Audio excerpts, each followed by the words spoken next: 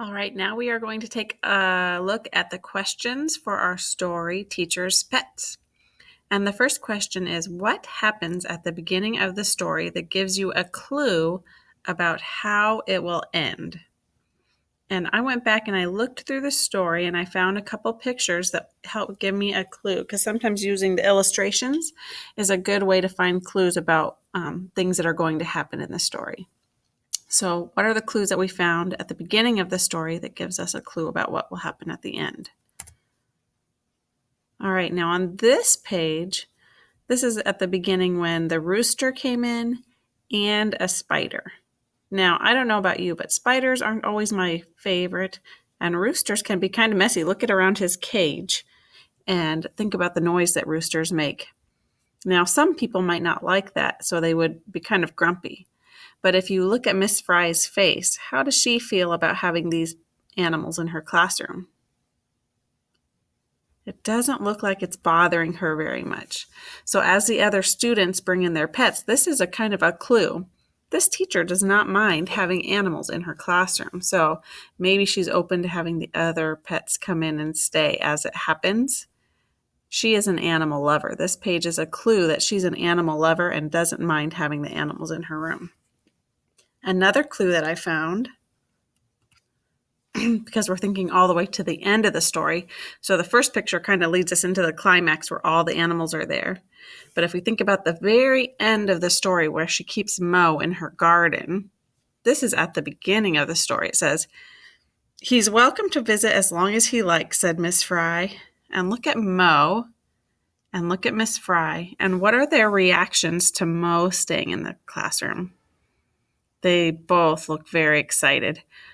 Were any of the other animals that excited to stay in her classroom?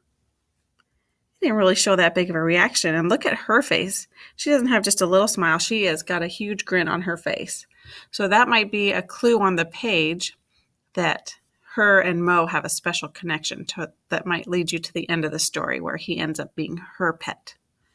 So at the beginning of the story, we find out that Miss Fry loves animals and that she really seems to like the cricket. Question number 2. Why does Miss Fry let the students keep their pets at school? How do you know? Again, we are going to look for clues. This time I'm going to use illustrations in the book for a clue, and I'm also going to look for text clues, words that kind of help me figure out the answer to this question. Why does she let the students keep their pets at school?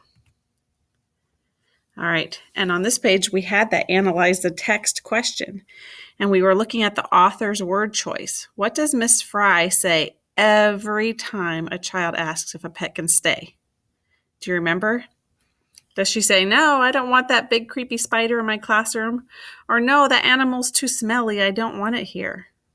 Is that her reaction when a student asks if she can keep the pet there? Usually, I'll look at the text. She said, "Of course," said Miss Fry. "How lucky for us."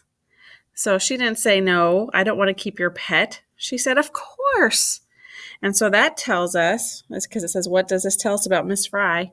That lets us know that she is a very kind lady and that she loves animals because she feels like it's lucky for them to have that pet in the classroom. So that's using both the picture there because they're smiling, but I'm also mostly looking at what does she say? What is the author's word choice that tells us Miss Fry is going to let all these pets stay in the classroom? She didn't just say, "Yeah, I guess so." She says, "Of course." So that is some text evidence that helps us answer that question. And for the third question, what type of teacher do you think Miss Fry is? Again, we're going to use text evidence from the story to help us. All right, so what type of teacher do you think Miss Fry is? We're going to look for clues. That's why there's those eyeballs on the page. And we're going to look in the text. So you've already looked at the story and read it twice. Would you like a teacher like Miss Fry? She seems pretty cool. So what type of teacher do you think she is? Here's some text evidence that I found to help me answer this question. The first one was, she said, "What a wonderful pet." All right, that's one of the things that Miss Fry said. She doesn't say, "Oh, that pet's all right. He's kind of okay." She says, "What a wonderful pet." She uses some very kind words when the kids are bringing in their animals. All right, so she is very nice. She uses very sweet words like wonderful to make the kids and the pets feel welcome in her classroom. So that's one way I know Miss Fry is a very nice lady. Another piece of text evidence that I found was this one.